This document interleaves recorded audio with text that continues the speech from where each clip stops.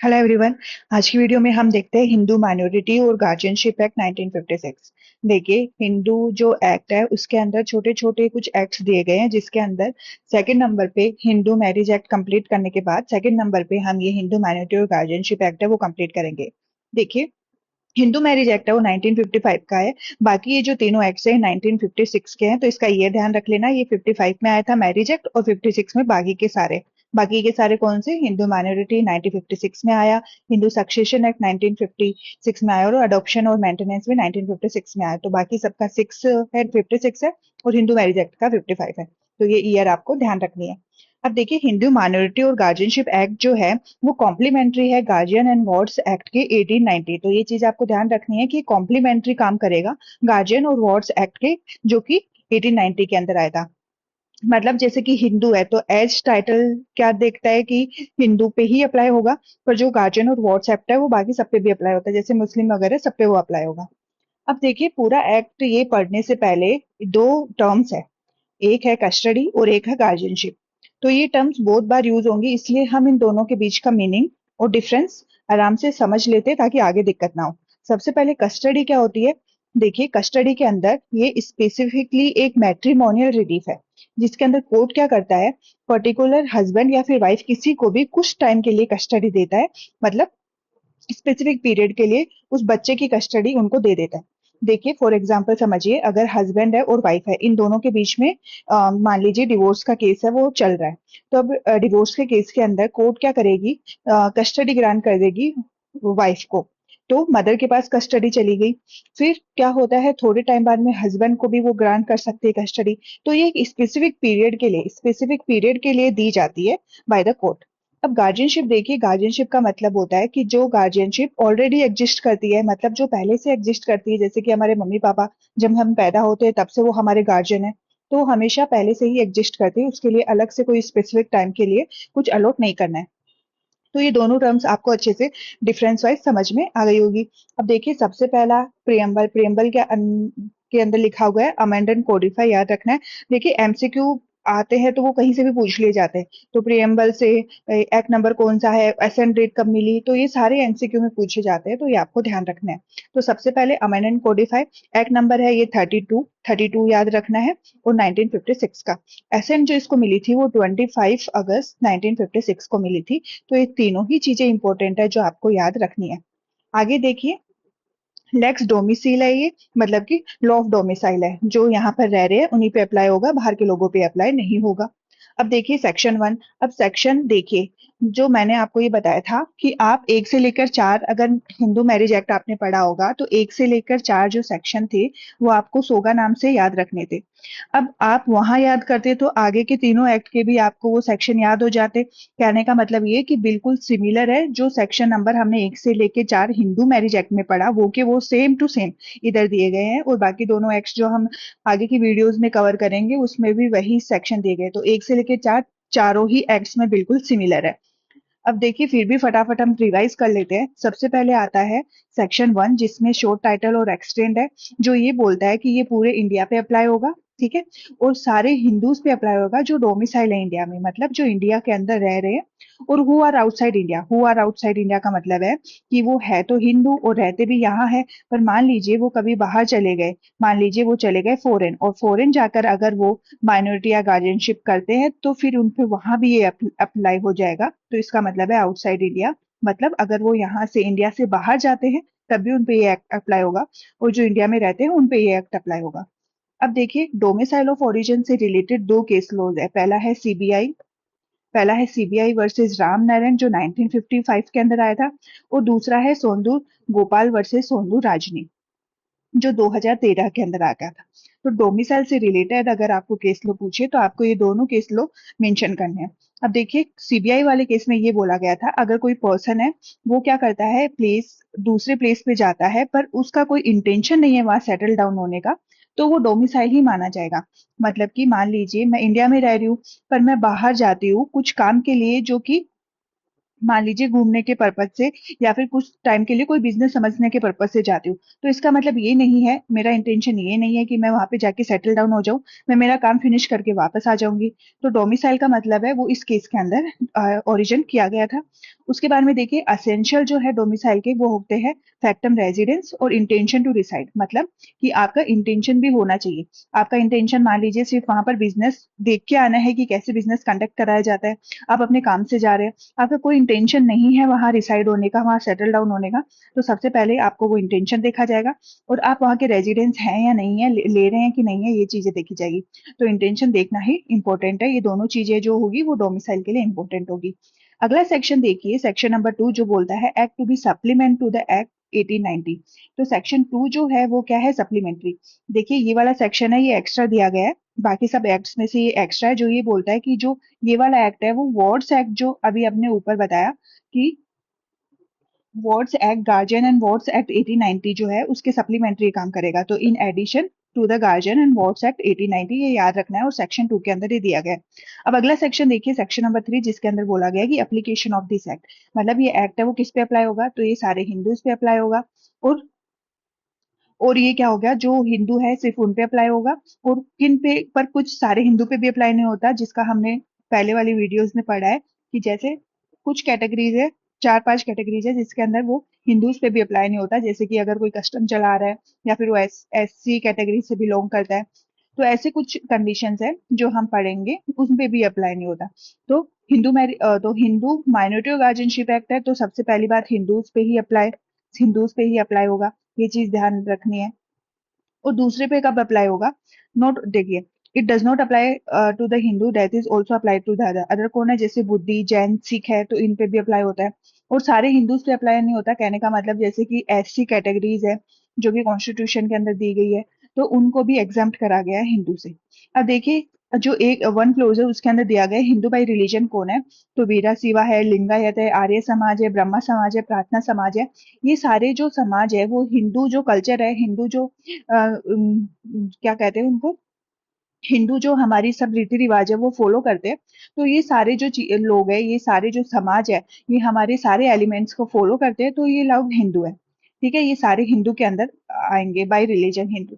अब ये किस पे अप्लाई होता है, देखिए बुद्धि, जैन और सिख, तो बुद्धि, जैन और सिख है वो भी बाय रिलीजन हिंदू ही कहलाएंगे, क्योंकि वो भी सारे एलिमेंट जो हिंदू के है वो फॉलो करते हैं। तो बुद्धिज्म, जो जैनिज्म और सिखिज्म है, वो सारे भी हिंदू है बाय रिलीजन। फिर अदर केस के अंदर देखिए, जो मुस्लिम नहीं है, पारसी नहीं है, क्रिश्चियन नहीं है, जू नहीं है, वो भी क्या होंगे, हिंदू होंगे। मतलब ये सारी जो कैटेगरी है, मुस्लिम, पारसी, क्रिश्चियन, जू, इनके अलावा जो बचे हुए होंगे वो हिंदू है। Unless he prove Hindu marriage act does not apply to him, या फिर वो ये प्रूव कर देता है कि हिंदू मैरिज एक्ट तो मेरे पे अप्लाई ही नहीं होता है, कुछ भी एविडेंस के साथ वो ये प्रूव कर देता है, तो उस पे भी वो अप्लाई नहीं होता। किस पे अप्लाई नहीं होगा, मुस्लिम, पारसी, क्रिश्चियन, जू, और जो ये प्रूव कर देता है कि वो हिंदू मैरिज एक्ट में नहीं आता। अब देखिए एक्सप्लेनेशन के अंदर ये दिया गया है कि तो चाइल्ड बाय बर्थ है, तो अगर दोनों पेरेंट्स हिंदू है तो वो क्या हो जाएगा, हिंदू हो जाएगा।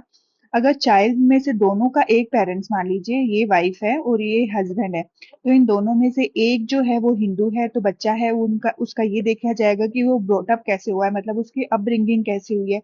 मान लीजिए उसकी अपब्रिंगिंग हिंदू रीति रिवाज से हुई है, तो वो हिंदू हो जाएगा।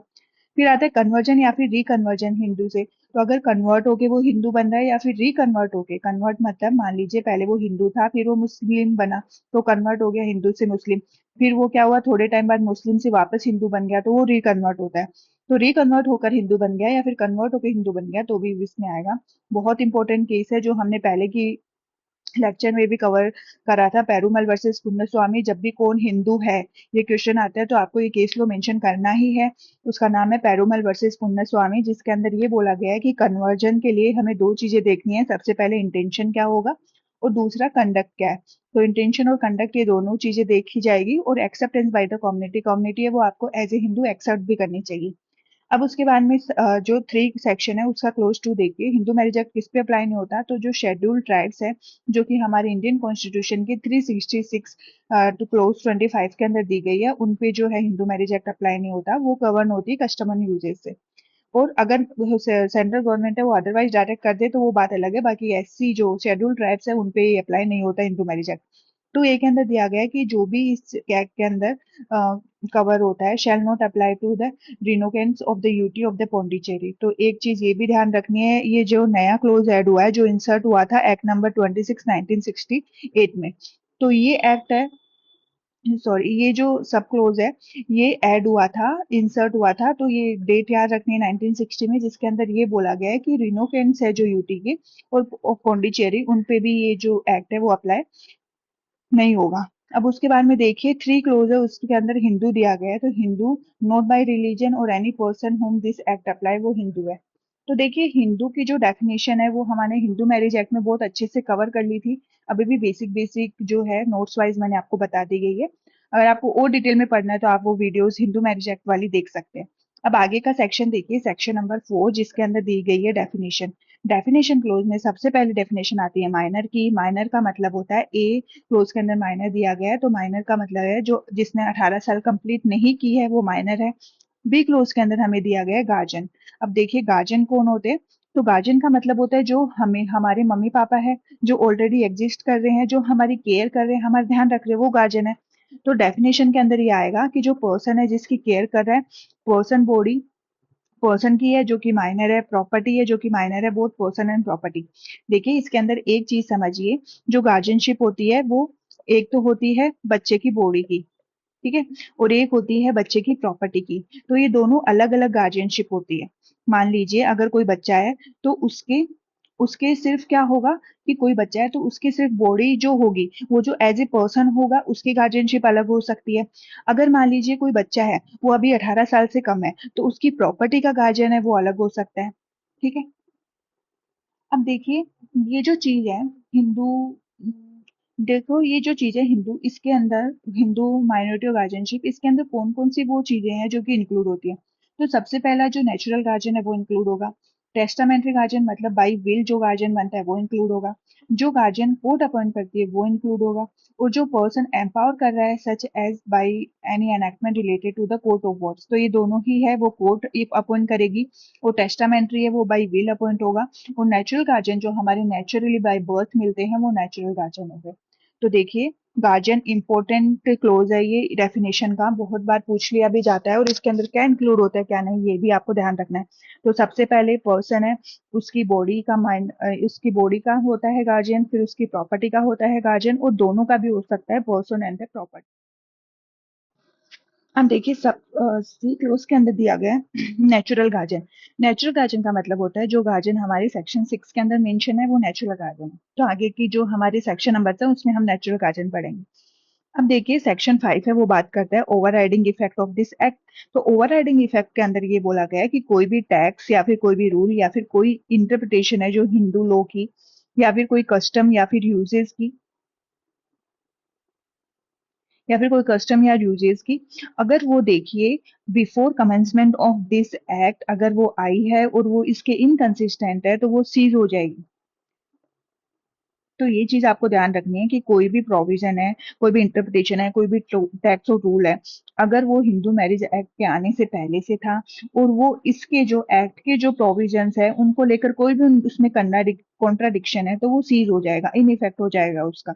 देखिए कोई भी लॉ इन्फोर्स है जो इमीडिएटली है before commencement of this act shall ये भी सीज हो जाएगा to have the effect in so far जो कि इनकंसिस्टेंट है with any other provision of this act. तो इस एक्ट में कोई भी प्रोविजन है जो इनकंसिस्टेंट है वो सीज हो जाएगा, आपको इतनी सी बात ध्यान रखनी है। अब देखिए गार्जियन हमारा डेफिनेशन क्लोज है वो पूरा हो गया है, 1 से लेके 5 तक हमने डेफिनेशन पढ़ी है जो हमने पहले में पढ़ी थी, बस वो ही सारी है, बस दो दो नंबर का जो सेक्शन है उसके अंदर ये बोला गया है कि ये जो एक्ट है वो सप्लीमेंट्री काम करेगा, कॉम्प्लीमेंट्री काम करेगा गार्जियन और वार्ड्स एक्ट के। तो इतनी सी चीजें हमें ध्यान रखनी है। तो डेफिनेशन क्लोज तक हमारा 1 से लेके 5 तक कवर हो गया। अब देखिए गार्जियन जो है वो दिए गए हैं सेक्शन नंबर 6, सेक्शन नंबर 9 और सेक्शन नंबर 11। सेक्शन नंबर देखो गार्जियन, गार्जियन में सेक्शन नंबर 6 है वो बात करता है नेचुरल गार्जियन की, जो सेक्शन नंबर 9 है वो बात करता है टेस्टामेंट्री गार्जियन की, और जो सेक्शन नंबर 11 है वो बात करता है डिफेक्टो गार्जियन की। तो बेसिक सा मतलब हम समझ लेते हैं। दो देखिए नेचुरल गार्जियन है, सबसे पहले तो नेचुरली जो हमें मिलते हैं जैसे बाई बर्थ मिलते हैं मम्मी पापा जो हमारे भी, वो नेचुरल गार्जियन है। टेस्टामेंट्री गार्जियन होते हैं जो बाई विल अपॉइंट होते हैं, कि जब भी आप मरने वाले हो आप विल लिखते हो तो विल में जो पर्सन है वो लिख कर जाता है कि ये मेरे जाने के बाद ये जो पर्सन होंगे ये इसके गार्जियन होंगे। तो बाई विल जो अपॉइंट करे जाते हैं वो टेस्टामेंट्री होंगे।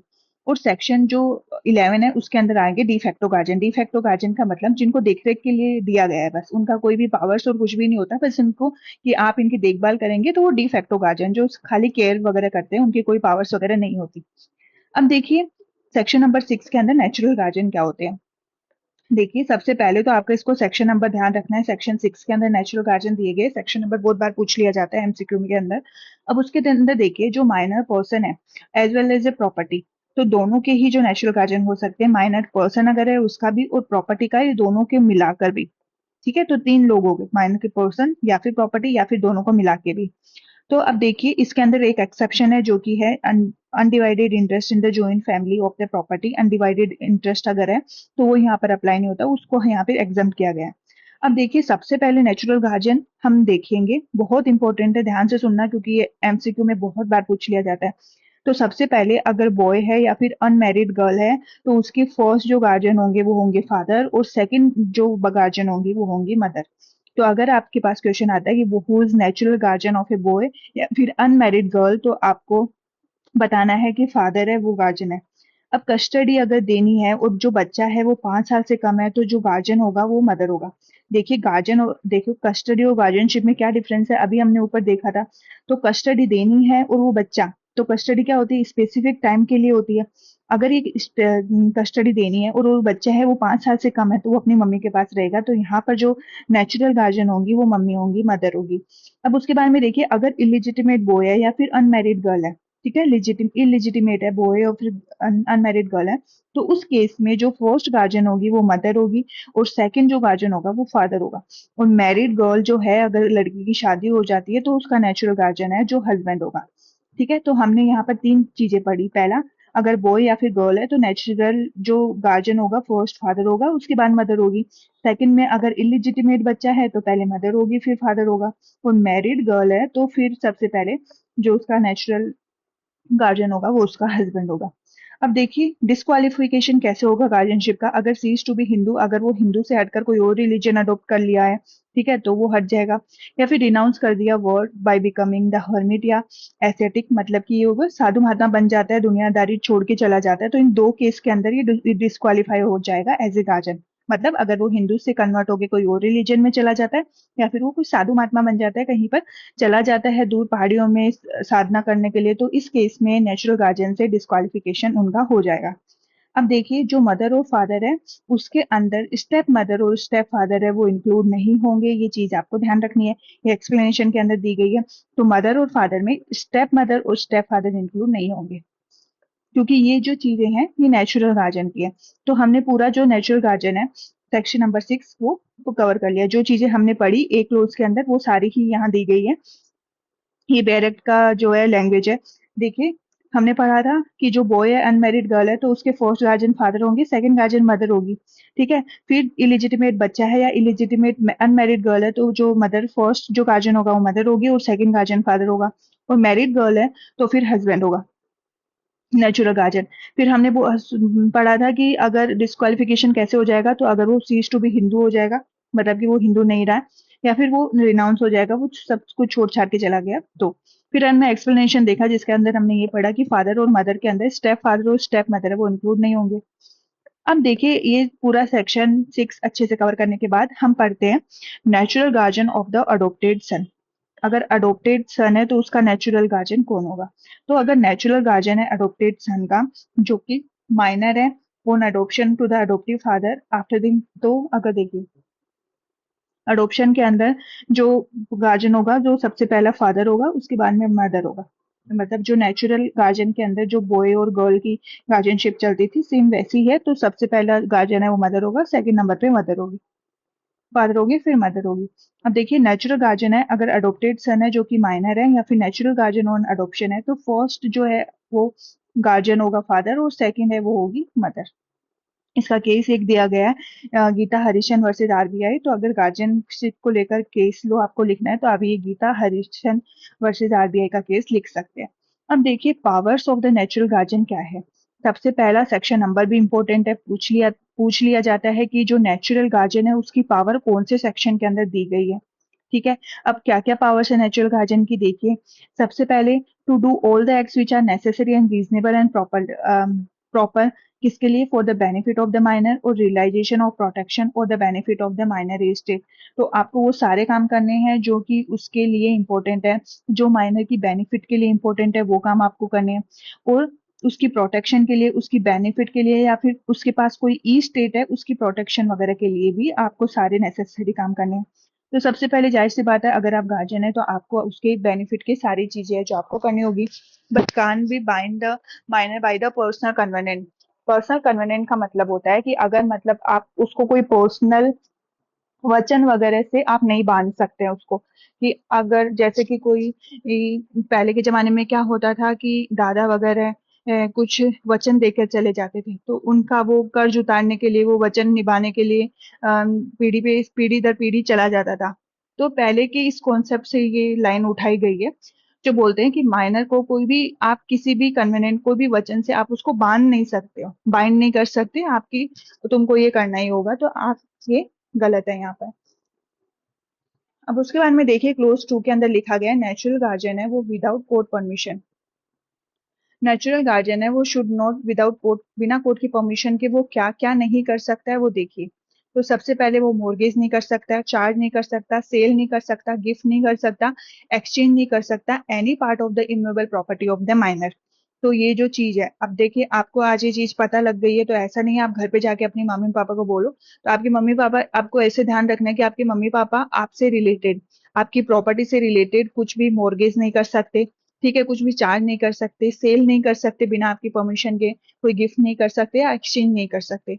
इन सब के लिए जो मम्मी पापा है उनको कोर्ट की परमिशन है वो लेनी पड़ेगी।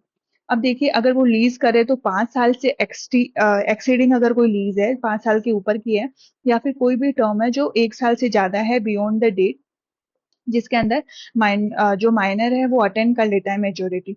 तो लीज है वो 5 साल के ऊपर की है, तो वो आप कोर्ट की परमिशन के बिना नहीं दोगे, सबसे पहली बात। फिर कोई भी ऐसी जो 1 साल की आप दे रहे हो पर उससे वो अटेंड नहीं करता है मेजोरिटी, वो उस टाइम तक भी माइनर रहता है, तो वो भी आप नहीं कर सकते। तो आपको जो माइनॉरिटी से रिलेटेड है, मतलब अगर वो माइनर है तो उसकी प्रॉपर्टी वगैरह को कैसे भी तरीके से छेड़छाड़ है वो आपको अलाउड नहीं है। फिर भी आप अगर छेड़छाड़ करते हो उसकी माइनर की प्रॉपर्टी से, तो आपको कोर्ट की परमिशन जो है वो लेनी पड़ेगी। अब तीसरा क्लोज देखिए, अगर कोई डिस्पोजल है 1 या 2 के अंदर जो हमने अभी पढ़ी, तो आप डिस्पोजल कर रहे हो, तो वॉइडेबल होगा at the option of minor और person claiming under him. Voidable का मतलब होता है अगर माइनर चाहता है तो उसको वापस भी क्या कर सकता है, या तो वापस क्लेम कर लेगा, या फिर वो ठीक है जो आपने करा है वो वैसे हो जाएगा। तो वॉइडेबल होगा माइनर की, मतलब अगर मान लीजिए वो कल को मेजर हो जाए और बोले कि मेरे को तो ये नहीं चाहिए ऐसा, तो वो वापस भी उसको ठीक करवा सकता है। तो अगर कोई डिस्पोजल हुआ है 1 या 2 के कॉन्ट्रवेंशन में, तो वॉइडेबल होगा माइनर के ऑप्शन में, मतलब अगर माइनर बाद में चाहे तो उसको वो वॉइड करवा देगा, या तो या फिर वैलिड करवा लेगा। अब देखिए, क्लोज 4 है उसके अंदर कोर्ट आता है। कोर्ट के अंदर ये बोला गया है कि should not grant the permission to any under section 1 act except the necessity evident advantage of minor. तो जो कोर्ट है, अब देखिए ये जो 2 चीजें आपने कोर्ट की परमिशन से करी है, तो इसके अंदर 2 चीजें आपको और इंक्लूड कर दी कि आप ये चीजें तभी करोगे अगर वो नेसेसिटी है, मतलब जरूरत है, या फिर उनका कोई एडवांटेज होगा माइनर को। मतलब भी मान लीजिए आप माइनर है, आपने क्या करा, उसकी प्रॉपर्टी मोर्गेज कर दी बिना कोर्ट की परमिशन, मतलब आप कोर्ट की परमिशन ले लिए पर आपने मोर्गेज कर दी। पर उसमें क्या है कि आपने बेनिफिट देखा अपना, कि मैं अपने बेनिफिट के लिए बेच देता हूँ ताकि मैं पैसा उठा लूं। तो यहाँ पर ये जो कोर्ट है ये आपको परमिशन ग्रांट नहीं करेगी। क्यों? क्योंकि नेसेसिटी नहीं है, जरूरत नहीं है उस मॉर्गेज की, और वो माइनर के कोई भी काम जो है वो नहीं आने वाली है। ठीक है, तो जो नेचुरल गार्जियंस की क्या क्या पावर्स है ये हमने अच्छे से कवर कर ली है। गार्जियन सारी देख लीजिए एक बार फिर से। पावर में सबसे पहले बेनिफिट के लिए होनी चाहिए, और उसके ईस्टर के प्रोटेक्शन के लिए होनी चाहिए। जो माइनर है उसको किसी भी पर्सनल कवेनेंट से आप बाइंड नहीं कर सकते हो। नेचुरल गार्जियन है वो बिना कोर्ट की परमिशन से जो माइनर की प्रॉपर्टी है उसको mortgage, charge, sale, gift, exchange नहीं कर सकते, और लीज नहीं कर सकते 5 साल से ऊपर, या फिर 1 साल से ऊपर अगर वो मेजोरिटी अटेंड करने वाला हो। और बाद में देखा कि डिस्पोजल है वो कब कर सकते हैं, वो वॉइडेबल होगा माइनर माइनर की तरफ की ऑप्शन की तरफ माइनर के ऑप्शन की तरफ से वो वॉइडेबल होगा, तो आप बाद में जाके माइनर उसको वॉइड या फिर वैलिड करवा सकता है। फिर हमने देखा कोर्ट है, अगर वो परमिशन ग्रांट कर रहा है तो वो दो चीजें देखेगा कि वो नेसेसिटी में है या नहीं है, या फिर वो जो माइनर है उसके एडवांटेज में है या नहीं है। तो ये पूरा सेक्शन 8 है वो हमने अच्छे से कर लिया। अब ये देखिए 6 क्लोज के अंदर दिया गया कि कोर्ट में क्या इंक्लूड होता है। तो कोर्ट में इंक्लूड होगा सिविल कोर्ट, डिस्ट्रिक्ट कोर्ट, या फिर जो कोर्ट जो एम्पायर सेक्शन जो एम्पावर्ड है सेक्शन 4 के अंदर हिंदू वार्ड्स एक्ट के अंदर 1890। तो ये चीज आपको ध्यान रखनी है कि कोर्ट के अंदर सिटी सिविल कोड इंक्लूड होगा, डिस्ट्रिक्ट कोड इंक्लूड होगा, या फिर सेक्शन 4 के अंदर जो कोर्ट एम्पावर्ड है वार्ड्स एक्ट 1890 के अंदर, तो वो इंक्लूड होगा। देखिए अब देखते हैं सेक्शन नंबर 9। सबसे पहले तो सेक्शन 9 जो है उसका ये नंबर इंपॉर्टेंट है कि टेस्टामेंट्री गार्जियन है कौन से सेक्शन के अंदर दिया गया है, तो सेक्शन नंबर 9 के अंदर ये दिया गया है। तो 9 है वो सेक्शन नंबर याद रखना है। अब देखिए जो टेस्टामेंट्री गार्जियन है मतलब वो गार्जियन जो बाई विल अपॉइंट होते हैं। तो सबसे पहले हिंदू फादर है वो अपॉइंट होंगे कैसे, by the appointment guardian by the will से अपॉइंट हो गए। और किसके अपॉइंट होंगे, माइनर के लेजिटिमेट चाइल्ड बच्चे के जो है ये गार्जियन इंक्लूड होंगे। और वो गार्जियन जो बाई विल होंगे वो ऐसे ही एक्ट करेंगे जैसे कि वो नेचुरल गार्जियन है। तो बाई विल जो गार्जियन अपॉइंट होते हैं वो act as a natural guardian ही करेंगे, नेचुरल गार्जियन जैसे ही वो सारा कुछ होगा। तो सबसे पहले बन सकते हैं हिंदू फादर। अब देखिए अपॉइंटमेंट जो होगी अंडर सेक्शन 1 में वो कोई भी इफेक्ट नहीं होगा अगर फादर है वो प्रीडिसीज करता है मदर को, या फिर वो रिवाइव करता है अगर मदर मर जाती है, या फिर विदाउट अपॉइंटमेंट ऑफ बिल, बिना बिल को अपॉइंट करे वो मर जाती है तो उसका इफेक्ट। तो देखिए इस जो सब क्लोज टू है उसको हम ऐसे समझते हैं इजी एग्जांपल लेकर। मान लीजिए फादर है और फादर ने अपॉइंट करा ए को। फादर मर रहे थे, उन्होंने क्या ए को अपॉइंट कर दिया कि ए है वो गार्जियन होगा। तो ये क्या हो जाएगा, फादर के मरने के बाद ए गार्जियन हो जाएगा। तो सीधी सी बात तो ये है जो कि क्लोज 1 के अंदर दी गई है। अब उसके बाद में देखिए अगर फादर है, फादर ने क्या करा, ए को अपॉइंट कर लिया। पर ए को अपॉइंट कर लिया तो वो तो ठीक है, पर मदर है वो अभी तक जिंदा है, जो कि हमें ये जो चीज है वो बता रही है। तो मदर अगर जिंदा है तो इसका कोई भी इफेक्ट नहीं होगा। यहाँ पर ये हो जाएगा नो इफेक्ट, मतलब आप चाहिए गार्जियन अपॉइंट करके जाओ चाहिए मत करके जाओ, ये नो इफेक्ट हो जाएगा। मतलब क्योंकि नेचुरल गार्जियन जो मदर है वो अभी जिंदा है, तो मदर बैठी है तो ये गार्जियन है वो इनइफेक्ट हो जाएगा, जो मदर है वो बन जाएगी उसकी नेचुरल गार्जियन। फिर ये देखिए ये चीज है वो ये बोल रही है कि ये फादर है, इन्होंने अपॉइंट करा ए को, ठीक है। फिर मदर है, ठीक है, मदर जिंदा है। तो अब मदर क्या करी, मरते वक्त विल बनाई इस मदर ने भी, और ये अपॉइंट कर गई बी को एज ए गार्जियन, ठीक है। तो फादर मरा तो उन्होंने ए को जो है गार्जियन बना दिया, और मदर है वो मरी तो उन्होंने क्या करा, बी को जो है गार्जियन बना दिया। तो अब इस केस में देखिए क्या होगा, जो मदर वाला गार्जियन है वो क्या करेगा, प्रीवेल करेगा, मतलब गार्जियन है वो बी बन जाएगा। तो यहाँ पे यही बोला गया है कि अगर रिवाइव के mother without appointment of the will, तो देखिए बिना विल के अगर वो मर जाती है, तो बिना विल के अगर वो मरेगी तो सबसे पहले केस में तो ए है वो वापस गार्जियन बन जाएगा। और अगर विल बना के वो मरती है तो फिर क्या हो जाएगा, जो बी है वो गार्जियन हो जाएगा। देखिए इसको ऐसे समझिए, सबसे पहले ये फादर है और इन्होंने अपॉइंट करा ए, पर नेचुरल गार्जियन जो मदर है वो अभी जिंदा है, तो क्या करेगा, जब मदर है वो अगर बिना विल के मर जाती है तो जो टेस्टामेंट्री गार्जियन है वो ए ऑटोमेटिकली बन जाएगा, ठीक है। तो अब ये वाली चीज है वो ये कह रही है। फिर एक कंडीशन आती है जिसके अंदर फादर है और ये फादर ने अपॉइंट करा ए को, और मदर है वो भी मरते वक्त अपॉइंट कर गई पर वो बी को अपॉइंट कर गई। तो इस केस में क्या होगा, तो इस केस में बी जो है वो गार्जियन बन जाएगा टेस्टामेंट्री। फादर है, अगर उन्होंने ए को अपॉइंट करा पर नेचुरल गार्जियन मदर जिंदा है, तो फिर मदर के मरने के बाद ऑटोमेटिकली ए जो है वो गार्जियन बन जाएगा। क्यों, क्योंकि मदर है वो कोई विल नहीं लिख के गई। पर अगर मदर है वो विल लिख कर जाती है और किसी और को अपॉइंट करके जाती है तो फिर वो जो है टेस्टामेंट्री गार्जियन बन जाएगा। तो आई होप आपको ये जो क्लोज है वो थोड़ा सा ट्रिकी है पर अच्छे से समझ में आ गया होगा। अब उसके बाद में देखिए जो हिंदू वीडो है, वो हिंदू वीडो क्या करेगी, वो भी जो नेचुरल गार्जियन है वो बन सकती है। अगर उसका जो फादर है, मतलब कि जो उसका हस्बैंड है वो डिसएंटाइटल हो गया एज ए नेचुरल गार्जियन, तो जो हिंदू वीडो है वो भी क्या बन जाएगी, गार्जियन बन जाएगी माइनर इलिजिटिमेट चाइल्ड के, और ऐसे ही एक्ट करेगी जैसे कि नेचुरल गार्जियन है। उसके बाद में क्लोज 4 के अंदर देखिए हिंदू मदर है वो भी गार्जियन बन सकती है बाई विल, और माइनर इलिजिटिमेट बच्चे की गार्जियन है और एक्ट ऐसे ही करेगी जैसे कि नेचुरल गार्जियन है। तो हिंदू मदर भी बन सकती है, हिंदू विडो भी बन सकती है, और अपॉइंटमेंट अगर ऐसे केसेस में होगी वो भी बन सकते हैं, और हिंदू फादर भी बन सकते हैं। तो ये सारे टेस्टामेंट्री गार्जियन बन सकते हैं। अब देखिए क्लोज 5 ये बोलता है कि जो गार्जियन अपॉइंट होंगे तो उनके राइट जो होंगे वो ऐसे ही होंगे जैसे कि नेचुरल गार्जियन के होते हैं।